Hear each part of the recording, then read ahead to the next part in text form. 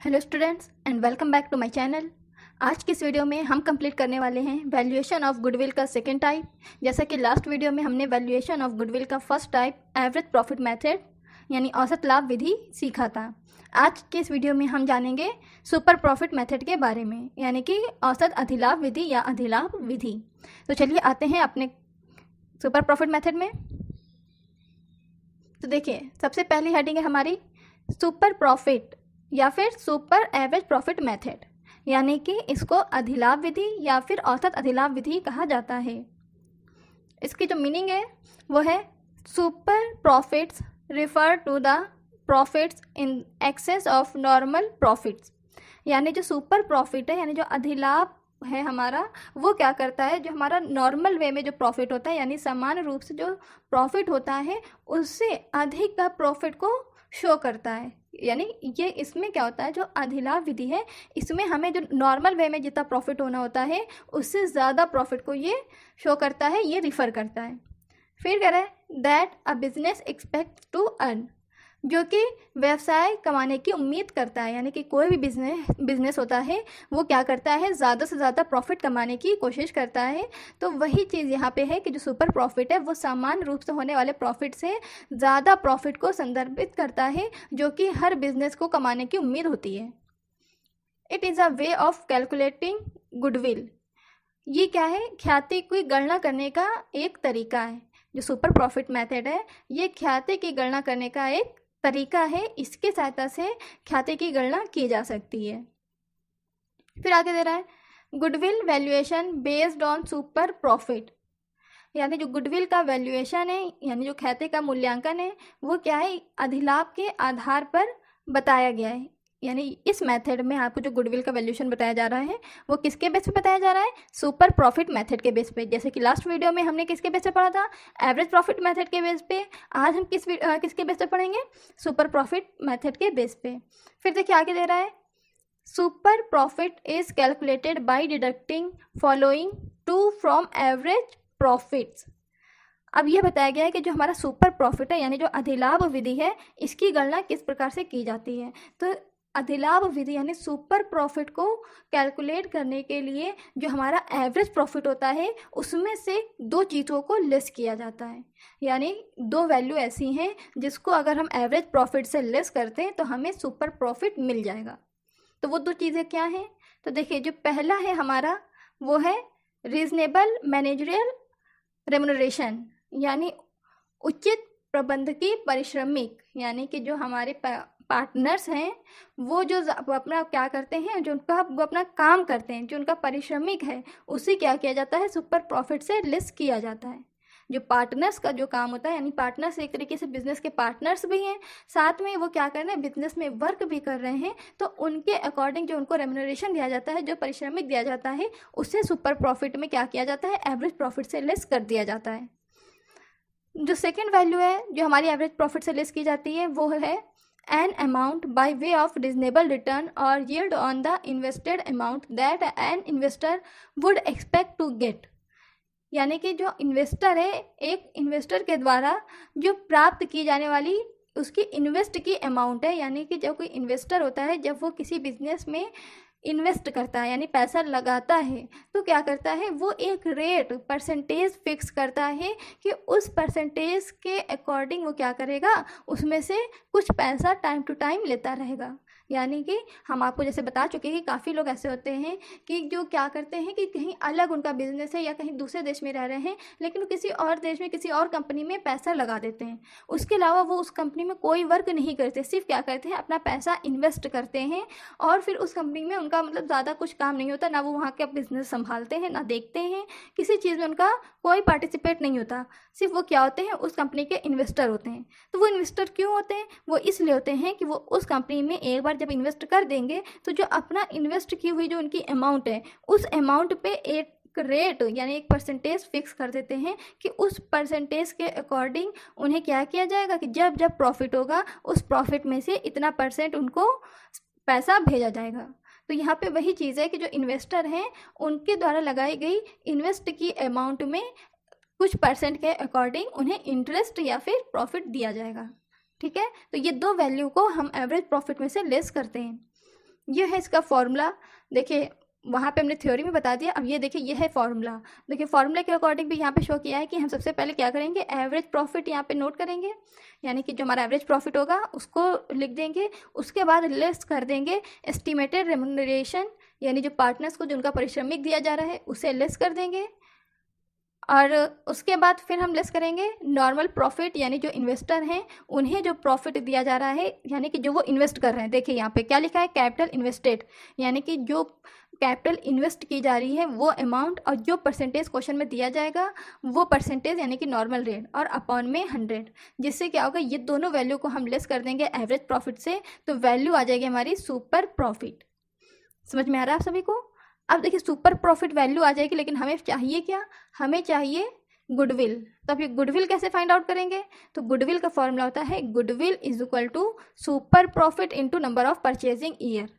जैसा हमारा average profit का फॉर्मूला था वैसे ही यहाँ सुपर प्रॉफिट में भी गुडविल का फॉर्मूला वैसे ही है, बस चेंज क्या हुआ है, वहाँ पे गुडविल का फॉर्मूला था goodwill is equal to average profit into number of purchasing year, यहाँ पे फॉर्मूला है goodwill is equal to super profit into number of purchasing year. तो देखिए ये थी सुपर प्रॉफिट की मीनिंग यानी थ्योरी। अब आते हैं इसके प्रैक्टिकल क्वेश्चन में, जिसको आप एक बार सॉल्व कर लेंगे तो आपको सुपर प्रॉफिट मेथड अच्छे से स्टेप बाय स्टेप समझ में आ जाएगा। तो चलिए आते हैं अपने क्वेश्चन में।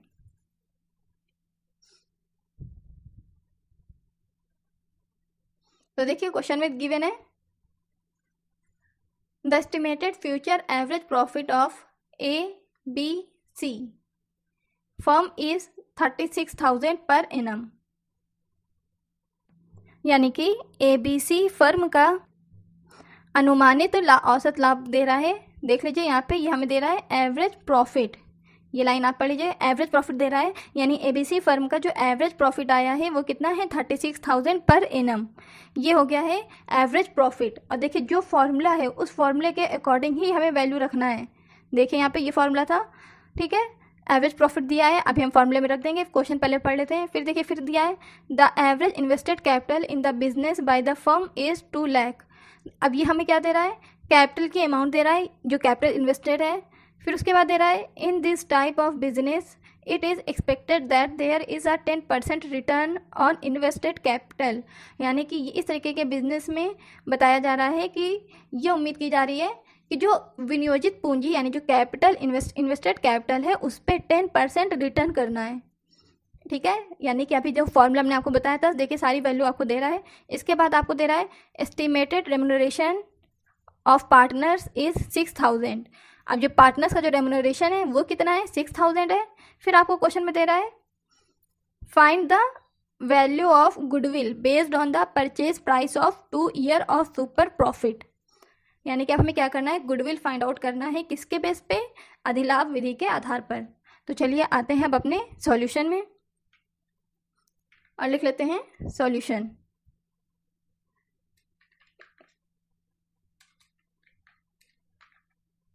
तो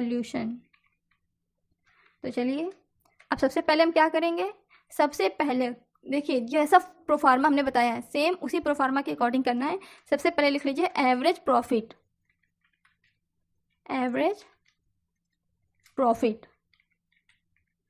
अब देखिए एवरेज प्रॉफिट कितना आया है, तो एवरेज प्रॉफिट है हमारा, यहाँ पे देख लीजिए ये आपको दे रहा है 36,000 पर एनम। देखिए यहाँ पे इन्होंने डायरेक्ट कैलकुलेट करके दिया हुआ एवरेज प्रॉफिट, इसलिए हम लोग को कुछ नहीं करना है, डायरेक्ट यहाँ पे लिख देंगे 36,000, ये हमने नोट कर दिया एवरेज प्रॉफिट। अब देखिए उसके बाद क्या लिखा है एवरेज प्रॉफिट में, ये देखिए ये प्रोफार्मा को आप लोग को याद रखना है। अब क्या करना है, एवरेज प्रॉफिट में लेस करना है एस्टिमेटेड रेम्यूनरेशन।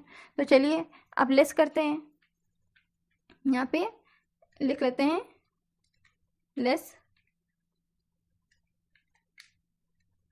कर देंगे एस्टिमेटेड रेम्यूनरेशन,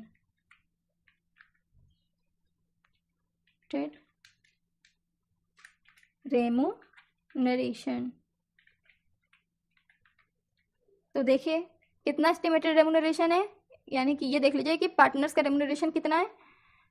तो यहाँ पे ये देखिए फॉर्मूले के अकॉर्डिंग आपने देखा है, तो अब क्वेश्चन में एस्टिमेटेड रेम्यूनरेशन ढूंढिए। और जब हम लोगों ने पढ़ा था क्वेश्चन तो देखिए ये लाइन, इस लाइन में दिया हुआ है estimated remuneration of partners is 6,000 rupees. तो अब हम क्या करेंगे, यहाँ पे लिख देंगे 6,000 रुपीज़, तो यहाँ पे लिख दीजिए, ये हो गया हमारा पार्टनर्स रेमुनरेशन 6,000 रुपीज़। अब देखिए इसके बाद अब हमें एक चीज़ और लेस करनी है, वो है हमारा नॉर्मल प्रॉफिट। तो चलिए अब यहाँ पे लिख लेते हैं नॉर्मल प्रॉफिट। नॉर्मल प्रॉफिट, अब देखिए ये नॉर्मल प्रॉफिट आपको कैसे फाइंड आउट करना है। तो देखिए ये फॉर्मूला हमारा लिखा हुआ है नॉर्मल प्रॉफिट का, capital invested into normal rate upon में 100। हमें सेम यही फॉर्मूला यहाँ पे अप्लाई करना है नॉर्मल प्रॉफिट के लिए। तो अब क्या करेंगे, इसके लिए नॉर्मल प्रॉफिट के लिए फॉर्मूला अप्लाई करेंगे। यहाँ पे लिख देते हैं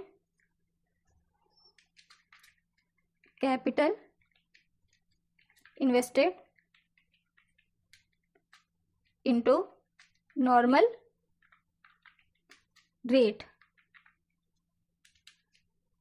ये हमने फॉर्मूला लगा दिया है। अपॉन में हम लिख देंगे 100, क्योंकि फॉर्मूला के अकॉर्डिंग 100 भी है, तो 100 भी हम लोगों को लिखना होगा। तो यहाँ पे लिख देते हैं अब 100। अब क्या करेंगे, अब वैल्यू नोट करेंगे और देखेंगे कि कैपिटल एम्प्लॉयड की वैल्यू कितनी है। तो देखिए कैपिटल एम्प्लॉयड की वैल्यू है हमारी 2 लाख रुपीज़। क्वेश्चन हम लोग पढ़ चुके थे, तो सेम वैसे ही करना है। जो कैपिटल एम्प्लॉयड की वैल्यू है वो हम नोट कर देंगे 2 लाख इंटू, अब देखिए नॉर्मल रेट हमें कितना दे रहा था। तो ये देखिए यहाँ पे ये दिया है, ये लाइन पढ़ लीजिए, इसमें गिवन है it is expected that there is a 10% return on invested capital. तो जो रिटर्न है यही, जो 10% दे रहा है यही हमारा क्या है, नॉर्मल रेट है। इसको यहाँ पे अप्लाई कर देंगे 10, ठीक, और अपॉन में हम लगा देंगे 100। तो लगा देते हैं अपॉन में 100। तो देखिए ये हम लोगों ने लिख दिया है, ये 2 लाख इंटू 10 अपॉन में 100। अब इसको कैसे फाइंड आउट करेंगे, देखिए ये 2 जीरो से हम ऊपर के 2 जीरो को कट कर देंगे और जो हमारा 2000 बचेगा इस 2000 से 10 का मल्टीप्लाई कर देंगे, तो हमारा वैल्यू आएगी नॉर्मल प्रॉफिट की 20,000। यानी कि हमारा नॉर्मल प्रॉफिट क्या हो जाएगा, 20,000। अब हम क्या करेंगे, जो हमारा एस्टिमेटेड रेमुनरेशन है 6,000 और जो हमारा नॉर्मल प्रॉफिट है 20,000, इन दोनों को ऐड कर देंगे तो जो हमारी वैल्यू आएगी 26,000। तो अब यहाँ पे लिख देंगे 26,000। अब हम क्या करेंगे, जो हमारा एवरेज प्रॉफिट है 36,000, ये 36,000 से ये जो हमारा 26,000 की जो वैल्यू है इसको हम लेस कर देंगे, तो हमें वैल्यू मिल जाएगी सुपर प्रॉफिट की। तो चलिए लिख देते हैं सुपर प्रॉफिट। तो देखिए हमने सुपर प्रॉफिट लिख दिया है और हमारे सुपर प्रॉफिट की वैल्यू आ गई है 10,000। ये आ गया हमारा सुपर प्रॉफिट। लेकिन हमें क्या फाइंड आउट करना है, हमें फाइंड आउट करना है गुडविल, और गुडविल का फॉर्मूला होता है super profit into number of purchasing year. तो चलिए लिख लेते हैं अपना गुडविल का फॉर्मूला। तो लिख देते हैं goodwill is equal to super profit into number of purchasing year. तो देखिए ये हमने लिख दिया फॉर्मूला। अब देखिए हमारा सुपर प्रॉफिट कितना आया था, तो हमारा सुपर प्रॉफिट आया था 10,000। तो हम लिख देंगे अपने सुपर प्रॉफिट पे की जगह पे लिख देंगे 10,000। तो चलिए लिख देते हैं 10,000, फिर मल्टीप्लाई। अब मल्टीप्लाई का निशान लगा दिया और हमें मल्टीप्लाई किससे करना है, नंबर ऑफ परचेजिंग ईयर से। तो देखिए हमारा नंबर ऑफ परचेजिंग ईयर क्या है, तो ये देखिए ये लाइन देखिए हमारा लिखा है परचेज प्राइस ऑफ 2 ईयर्स। तो ये जो परचेज प्राइस ऑफ 2 ईयर्स, ये जो 2 ईयर्स है ये हमारा है नंबर ऑफ परचेजिंग ईयर। तो हम क्या करेंगे, 10,000 का 2 से मल्टीप्लाई कर देंगे, यानी जो ये हमारा परचेज प्राइस ऑफ 2 ईयर लिखा है, यहाँ इस 2 को हम लिख देंगे नंबर ऑफ परचेजिंग ईयर में। तो लिख देते हैं यहाँ पे 2। तो देखिए यहाँ पे हमने 2 लिख दिया है। अब क्या करें, ये 10,000 और ये 2 का मल्टीप्लाई कर दें तो हमें वैल्यू मिलेगी 20,000। तो चलिए मल्टीप्लाई करते हैं। तो देखिए मल्टीप्लाई हमने कर दिया है और हमारी वैल्यू आ गई है 20,000 और ये वैल्यू हो गई हमारी गुडविल की। ये हो गया हमारे गुडविल का आंसर। तो इसी के साथ कंप्लीट हो गया हमारा सुपर प्रॉफिट मेथड। तो आई होप आपको सुपर प्रॉफिट मेथड बहुत अच्छे से समझ आया होगा। नेक्स्ट वीडियो में हम लोग पढ़ेंगे एन्युटी मेथड के बारे में। तो इसलिए अभी तक अगर आपने हमारे चैनल को सब्सक्राइब नहीं किया है तो आज ही सब्सक्राइब कर लीजिए हमारा चैनल और अपडेट रहिए अकाउंट के हर क्वेश्चन के साथ। फिर मिलेंगे नेक्स्ट वीडियो में नए क्वेश्चन के साथ। तब तक के लिए बाय बाय, टेक केयर।